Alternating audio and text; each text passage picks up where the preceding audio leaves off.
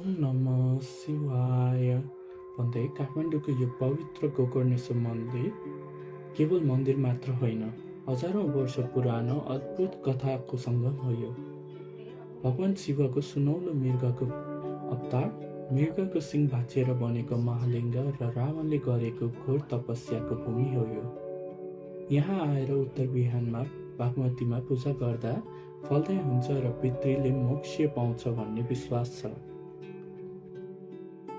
आउनुहोस्, अब हामी यो पुरानो मन्दिरको बारेमा अझै जान्नेछौँ। कथा अनुसार पुरानो कालमा भगवान शिव केही समयको लागि विश्राम लिन चाहनुहुन्थ्यो। उहाँ कैलाश छोडेर गोकर्णको जङ्गलमा आउनुभयो र 3वटा आँखा भएको एउटा सुन्दर सुनौलो मृगको रूप धारणा गरी बस्न थाल्नुभयो। शिव भगवान हराउनु भएपछि सृष्टिमा उतलपुतल हुन थाल्यो। त्यसै कारण माता पार्वतीलाई धेरै चिन्ता लागि उहाँले ब्रह्मा विष्णु र इन्द्रलाई उहाँको खोजीको लागि पठाउनु भयो। खोज्दै जाँदा देवताहरूले उहाँलाई गोकर्णेश्वर जङ्गलमा फेला पार्नु पर्यो र 3जना देवता मिलेर मृगको सिंह समात्न खोज्दाखेरि मृगको सिंह 3 टुक्रा भई भाँचियो।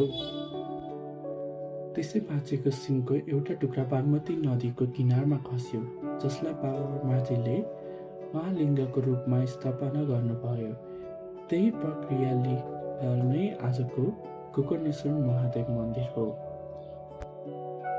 यस ठाउँलाई गोकर्ण किन भनेको होला त? के तपाईँहरूलाई थाहा छ? हामीले थाहा पाए अनुसार गोको अर्थ गाई र कर्णको अर्थ कान रहेको छ।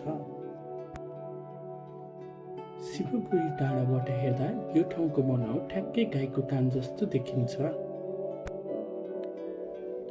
अर्को कथा अनुसार यही ठाउँमा गोकर्ण नाम गरेका एउटा ऋषिले जन्म लिएका थिए, जसले भड्किएका आत्माहरूलाई पनि मुक्ति दिलाएका थिए।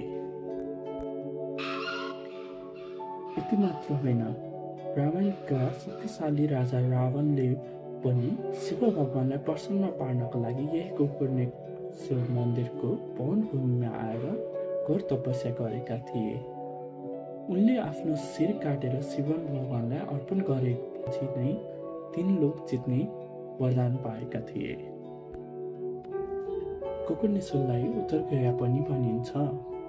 स्वयम्भू पुराण अनुसार प्राचीन कालमा राजा गोकर्णले आफ्नो किएका पिताको आत्माको लागि शान्तिको लागि यही आएर श्राद्ध र पिण्डदान गरेका थिए, जसकारण उनका पिताले तुरुन्तै मोक्ष पाएका थिए। त्यसैले आज पनि हरेक वर्ष कुशे औँसी तथा बुवाको मुख हेर्ने दिन यहाँ लाखौँ मानिसहरू आफ्ना दिवंगत पिताको सम्झना, तर्पण र पिण्डदान गर्न आउनुहुन्छ। इतिहासको कुरा गर्ने हो भने यो क्षेत्र किराँत कालमा एक प्रमुख केन्द्र थियो। पछि लिच्छवी राजा मानदेवको समयदेखि यहाँ पूजाआजा हुने गरेको प्रमाण पाइन्छ।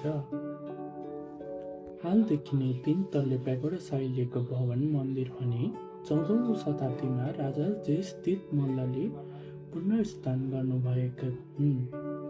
मन्दिरमा अझै पनि हामीले हजारौँ वर्षभन्दा पुराना दुर्लभ ढुङ्गा मूर्तिहरू अझै सुरक्षित रूपमा देख्न सक्छौँ। हाम्रो संस्कृतिमा उत्तरतर्फ बग्ने नदीमा पूजा गर्दा धेरै राम्रो फल मिल्छ भन्ने विश्वास छ। त्यसै कारण भक्तहरूले यहाँ मागेका कुराहरू छिट्टै नै पुरा हुने भन्ने विश्वास पनि छ। गोकर्णेश्वरको मुख्य मन्दिरबाट केही अगाडि उत्तरगया रहेको छ। उत्तरगया श्राद्धको लागि मात्र नभई त्यहाँ 2 मुख्य मन्दिरहरू पनि रहेका छन्। हामीले त्यहाँ निकै नै राम्रो ठाउँमा रहेको भैरव मन्दिर पनि देख्न सक्छौँ। सँगसँगै पञ्चमुखी हनुमान मन्दिर पनि देख्न सक्छौँ। त्यही मन्दिरमा ढुङ्गाबाट बनिएको जनावरहरूको आकृति पनि हामीले देख्न सक्छौँ। काठमाडौँको भिडबाट थोरै टाढा प्रकृति र आध्यात्मिक शान्तिले भरिएको गोकर्णेश्वर मन्दिर सुनाएको कथा तपाईँहरूलाई कस्तो लाग्यो? यदि तपाईँहरू यही जन्मिनु भएको छ भने आफ्नो अनुभव कमेन्टमा पनि सेयर गर्नुहोला।